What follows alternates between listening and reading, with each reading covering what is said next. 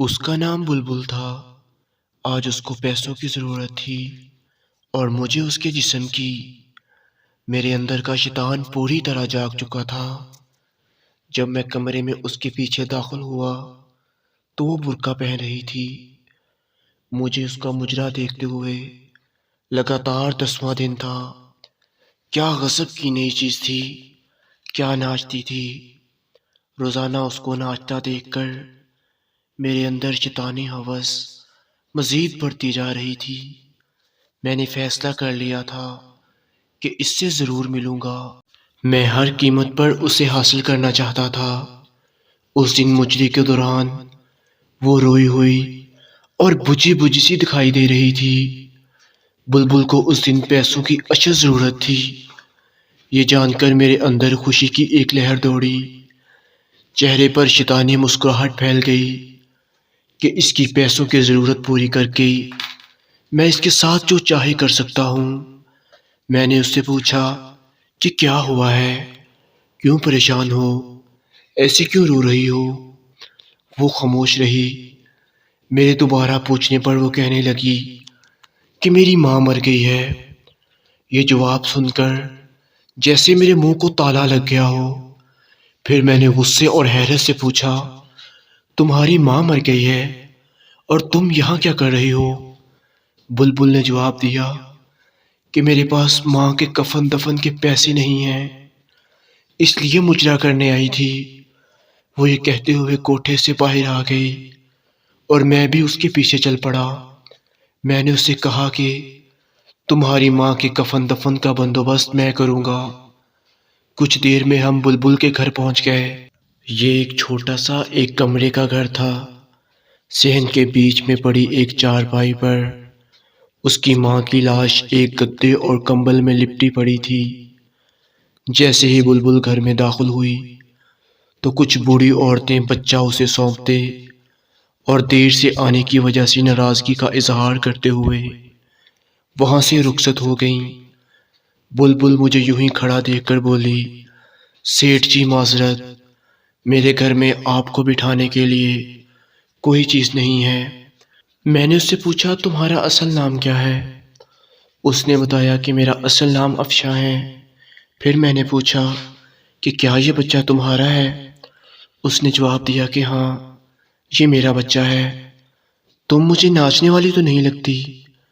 وہ بولی، سیٹھ جی، ہمارے گھر میں کوئی مرد نہیں ہے، میری ماں بیمار ہے، بچہ بھوکا، کام مجھے کوئی اور آتا نہیں، مجبوراً اس لیے مجھے یہ راستہ اختیار کرنا پڑا۔ آپ لوگوں کو کیا پتا کہ ایسی لڑکیاں کتنی مجبور ہو کر یہ قدم اٹھاتی ہیں۔ جو لڑکی ایک بار اس دلدل میں گر پڑتی ہے پھر وہ دھنستی ہی چلی جاتی ہے۔ میں نے لرزتی ہوئی آواز میں جواب دیا کہ اب تمہیں کچھ نہیں کرنا پڑے گا، اب تم کوٹھے پر مجرا کرنے نہیں جاؤ گی، بس اپنے گھر میں رہو گی۔ تم نے مجھ میں دفن اس انسانیت کو جگا دیا ہے جو میں دولت اور شیطانی ہوس کے نیچے دبا کر مار چکا تھا۔ دن مہینوں میں اور مہینے سالوں میں تبدیل ہوتے گئے۔ کچھ عرصے کے بعد وہ عورت پر نور چہرے کے ساتھ چادر میں خود کو چھپائے ایک پرانی ڈائری لیے کھڑی تھی اور اس کے ساتھ میں ایک خوبصورت نوجوان لڑکا تھا۔ سلام سیٹھ جی، میں افشاں ہوں اور یہ میرا بیٹا احمد ہے۔ میں نے سر ہلاتے ہوئے کہا، وعلیکم السلام، اور ان کو بیٹھنے کا اشارہ کیا۔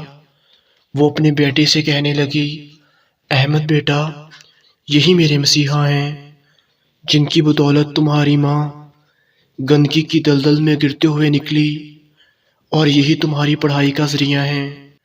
احمد بڑی مشکور نظروں سے دیکھتے ہوئے عاجزی کے ساتھ بولا، سیٹھ صاحب، ہم آپ کے اس احسان کو کبھی نہیں بھولیں گے۔ سیٹھ جی، اس میں وہ تمام حساب درج ہے، میری ماں کی تدفین سے لے کر آخری منی آرڈر تک ایک ایک پائی کا حساب رکھا ہے۔ سیٹھ جی، وہ وقت آ گیا ہے، میں آپ کے احسانوں کا بوجھ تو نہیں اتار سکتی، مگر جو پیسے آپ نے مجھے دیے تھے میں اور میرا بیٹا وہ آپ کو واپس کرنے آئے ہیں۔ میں نے کہا مجھے ان پیسوں کی ضرورت نہیں، وہ تمہارے ہی تھے۔ مگر وہ بضد تھی، مجھے اس کے سامنے ہار ماننا پڑی اور وہ تمام رقم جو میں اس کو منی آرڈر کی صورت میں بھیجے تھے، میں نے ان کو واپس لینے کی حامی بھری اور اپنے نئے گھر کا ایڈریس دے کر کہا تم وہاں آ کر پیسے دے جانا۔ شام کو میں نے اپنی بیگم ارم سے کہا کہ تمہیں کسی سے ملوانا ہے، کل تیار ہو جانا، روبی کے لیے ایک لڑکا پسند کیا ہے، اگر تمہیں پسند آ جائے تو بات کر لینا۔ آخر کار رشتہ طے ہو گیا اور یوں میری بیٹی کی شادی احمد سے ہو گئی۔ وہ تعلق جو ایک طوائف اور تماش بین کے نہایت گندے رشتے سے شروع ہوا، اس کا اختتام ایک نہایت مہذب رشتے کی شکل میں ہوا۔ یہ سچ ہے کہ ہر انسان کو قدرت سدھرنے کا موقع ضرور دیتی ہے۔